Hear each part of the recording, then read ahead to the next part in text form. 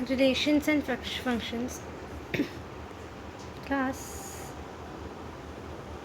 11th, ठीक है। Chapter 2 Cartesian product. सबसे पहले हम पढ़ेंगे क्लास 8 कार्टेशियन प्रोडक्ट। ये कार्टेशियन प्रोडक्ट होता क्या कि दो सेट्स हैं ए और ये बी, 1 2 एलिमेंट्स है इसके, 3 4 एलिमेंट्स हैं। अब क्रॉस प्रोडक्ट को हम ऐसे रिप्रेजेंट करते हैं, ए क्रॉस बी। इसको हम मल्टीप्लाई नहीं पढ़ेंगे, इसको हम क्रॉस पढ़ेंगे, ठीक है। अब A cross B is equals to, हम इसको पेयर्स में लिखते हैं। ये बेसिकली ऑर्डर्ड पेयर्स में लिखा जाता है, किसमें, ऑर्डर्ड पेयर्स में। इसको हम एक्स कहेंगे, इसको हम वाई कहेंगे, ठीक है। तो एक्स वाई ऑर्डर्ड पेयर्स हो गए। अब जैसे कि हम लिख सकते हैं 1 3 1 4 2 3 2 4।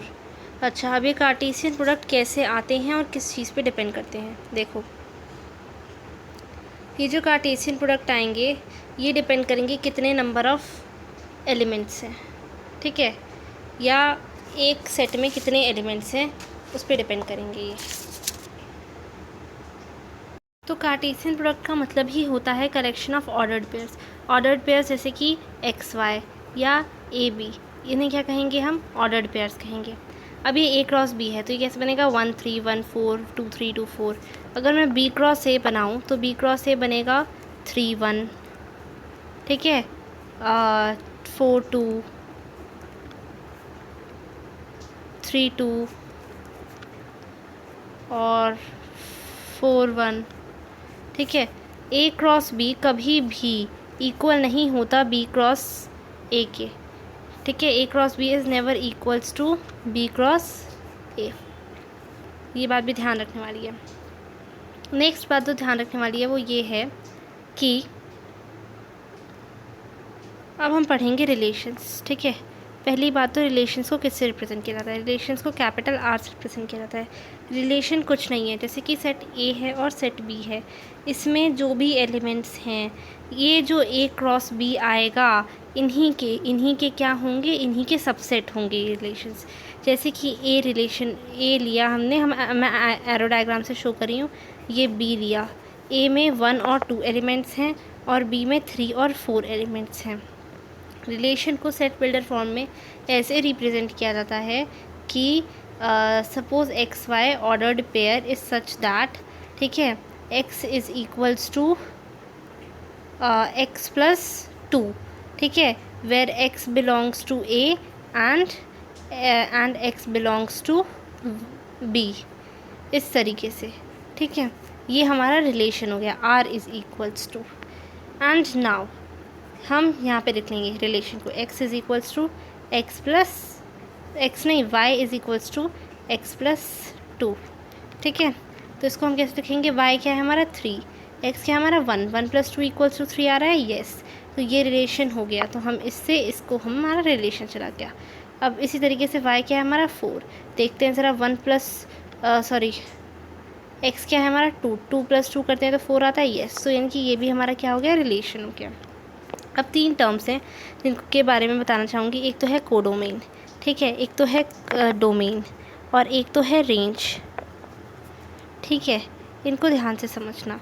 डोमेन जो होती है जिससे रिलेशन जिसने बनाया है, ठीक है, इन दोनों ने रिलेशन बनाया तो डोमेन हो जाएगा हमारा 1 एंड 2, ठीक है।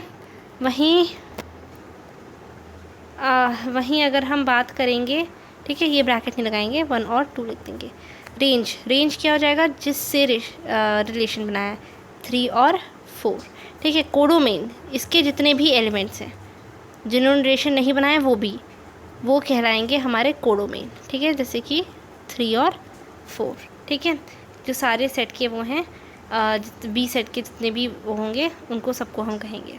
अच्छा, अब इसको, ये जो मैंने अभी जिस तरीके से शो किया, इसको हम एरो डायग्राम कहते हैं, इसको हम सेट बिल्डर फॉर्म कहते हैं और इसको हम ऑर्डर्ड पेयर्स कहते हैं, ठीक है। अब इक्वल रिलेशन क्या होता है, इक्वल रिलेशन, अब 3 तरीके के रिलेशंस होते हैं, ठीक है। एक तो मैं बताऊंगी यूनिवर्सल रिलेशन। यूनिवर्सल रिलेशन ये होता है कि जब जो रिलेशन होता है कार्टेशियन प्रोडक्ट के इक्वल होता है। जैसे कि हम एक रिलेशन बनाते हैं जिसमें जो ऑर्डर्ड पेयर्स हैं इज सच दैट कि x plus y is less than और इक्वल टू 6। ठीक है, ये हमने रिलेशन बनाया है। अब हमारे रिलेशन में हमारे ए सेट में थे हमारे 1 2 3 और बी सेट में थे हमारे 4 5 6। तो जो हमारा x प्लस वाई होगा 1 प्लस 4 होगा, है ना, इक्वल टू कितने होगा 5, यानी कि it is less than 6, equal to 6, equal to नहीं है बट ऐसे ही वही पेयर्स बनेंगे, मतलब केवल एक यही रिलेशन बना, यही रिलेशन प्रूव हुआ। तो हमारा आर क्या हो जाएगा 1 4। ठीक है, और कोई भी नहीं होगा क्योंकि 2 + 5 करेंगे 7, बड़ा हो जाएगा, 6 + 3 करेंगे 9, बड़ा हो जाएगा। तो मैं कहना ये चाहती हूँ इसमें कि वो सारे यूनिवर्सल रिलेशन यानी कि जिसके अंतर्गत या जिसके इक्वल तक जो है सारे प्रोडक्ट्स आ जाएं, यानी कि जो रिलेशन हो कार्टेशियन प्रोडक्ट के इक्वल ही हो। ठीक है, उसको हम यूनिवर्सल वो कहते हैं। नंबर ऑफ़ रिलेशंस डिपेंड करते हैं कि हमारा जो क्रॉस प्रोडक्ट है, ठीक है, जो कार्टेशियन प्रोडक्ट है 2 to the power Cartesian product. ठीक है, जैसे कि हमारा 2 to the power Cartesian product कितना है, इधर 2 टू द पावर 1 2 3 4 है ना, 2 टू द पावर 4 इज़ 16, तो 16 हमारे क्या हो जाएंगे, रिलेशंस बन सकते हैं। ठीक है, अब यूनिवर्सल सेट जब रिलेशन कार्टेशियन प्रोडक्ट के इक्वल होता है, इससे ये प्रॉपर एग्जांपल नहीं था बट टेस्ट हमने ले लिया। एम्प्टी रिलेशंस क्या होते हैं? Empty relations are the relations जिसमें कि x इज सच दैट, मतलब जो बात सच हो ही नहीं सकती ऐसी बात कहते हैं। X y ordered pair such that कि x is greater than y, x y से ग्रेटर हो। ठीक है, अब ऐसे केस में अगर हम एक सेट लेते हैं 1 2, हम ये सेट ले लेते हैं, सबके लिए चलेगा ये 3 और 4।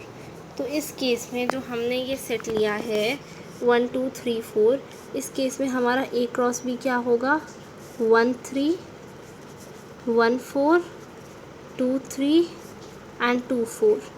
ठीक है, तो ये जो 1 3 1 4 2 3 2 4 है, इसको हम क्या करेंगे, इट शुड बी ग्रेटर, ये ग्रेटर होना चाहिए किससे, एक्स वाई से ग्रेटर होता है। ऐसे तो पॉसिबल नहीं है, तो इसका नल से 0 आ जाएगा। इक्वल रिलेशन वो होता है जिसमें x is less than y, यानी कि ये प्रूव हो जाए, मतलब यही चीज़ आए। ठीक है,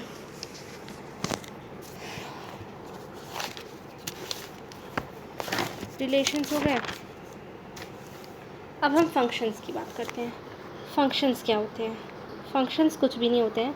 एक फंक्शन जो होता है, a relation function is when A और रिलेशन हो बी के साथ, is said to be a function.